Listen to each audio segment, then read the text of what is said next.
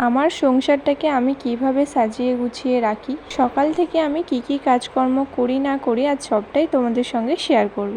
So hey everyone, কেমন আছেন সবাই? আজ আবারও নিয়ে চলে এলাম একটা নতুন ভিডিও। এই ভিডিওতে আপনাদের সবাইকে জানাই স্বাগত।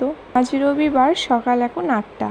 আজকে 8টার সময় ওঠার কারণ, আজ আমার মেয়ে রাত্রেবেলায় অনেকটা জেগেছিল, যার কারণে আমার ঘুম থেকে উঠতে সকালে অনেকটা দেরি হয়ে গেছে। এদিকে মা মেয়ে একসঙ্গে ঘুম থেকে উঠে আমার মেয়েকে নিয়ে তো আমি বেশ একটু আদর করছিলাম। তারপরে ওকে খাইয়ে রেডি করে আমি ওর দাদুর কাছে ওকে দিয়ে এলাম, যেহেতু এখন অনেকটা কাজ পড়ে রয়েছে। উঠেছি অনেকটা লেটে, তাই কাজগুলোও তো ঝটপট করে বাগাতে হবে। আর এই সকালের দিকে আমার মেয়ে বেশ খেলা করে, অতটা আমাকে একদম জ্বালায় না, তাই ওর দাদুর কাছে দিয়ে এসে আমি এদিকে বিছানাগুলোকে ঠিকঠাক ভাবে গুছিয়ে নিচ্ছি। যখন আমার মেয়েকে কেউ নেয় তখন তো আমি কাজ করার সুযোগটা অনেকটাই পাই, আর এই সময়টাই আমি খেতে বসে বেশ একটু শান্তি পাই। আর যখন কেউ নেওয়ার থাকে না, তখন তো ও শুয়ে শুয়ে খেলা করে, আর খেতে বসে আমাকে খুব তাড়াতাড়ি করে খেতে হয়, কারণ ও একবার যদি কান্না শুরু করে দেয় তখন তো আমাকে ওকে নিতেই হবে। ও এখন ওর দাদুর কাছে আছে, তাই আমি ঝটপট করে ঘরটা গুছিয়ে নিয়ে আগে আমার খাবারটা আমি খেয়ে নিলাম। আমার হরলিক্স খাওয়া, ডিম খাওয়া হয়ে গিয়েছিল, আর এইদিকে রুটি করা ছিল, আর ছিল আলু ভাজা। যেহেতু হরলিক্স খেয়েছি, তাই আজকে আমি আর রুটি আলু ভাজা খাইনি।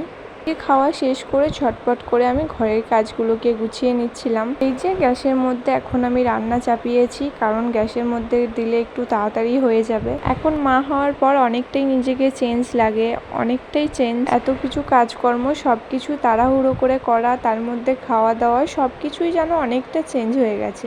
ওদিকে তো আমি রান্নাটা চাপিয়ে এসেছি, এদিকে আমার কিছু জিনিস ছিল যেগুলোকে কেচে ছাদের উপরে মেলতে এলাম। প্রতিদিন এত বৃষ্টি হচ্ছে, একদম ভালো লাগছে না, জামা কাপড় তো শোকানোই যাচ্ছে না ভালোভাবে।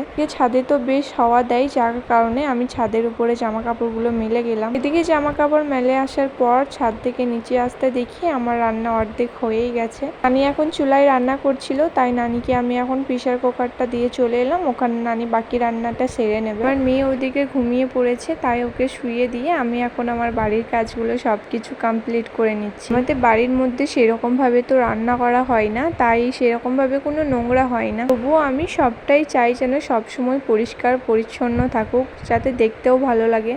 এদিকে তো ঝাঁট দেওয়া হয়ে গেছে, তাই রান্নাঘরটাকে সুন্দরভাবে মুছে নিচ্ছি। সকালবেলায় ঝাঁট দেওয়া, মোছা, এগুলো কিন্তু আমার প্রতিনিয়ত রুটিন হয়েই থাকে। আমার মনে হয় প্রতিদিন এইভাবে কাজকর্ম করলে হয়তো ঘরটা সবসময় পরিষ্কারই থাকে। কাচা ধোয়া করে মেলা, ঝাঁট দেওয়া, পরিষ্কার করে মুছে নেওয়া সবকিছুই আমার এখন কমপ্লিট হয়ে গেছে। আমার মেয়েও বেশ এখনো ঘুম থেকে উঠেনি, তাই আমার কাজগুলো ভালোভাবে হয়ে গেল। আজকের ভিডিওটা কেমন লাগলো অবশ্যই কমেন্ট করে জানিও। আজ তাহলে আসি, আবারও দেখা হবে একটা নতুন ভিডিওতে।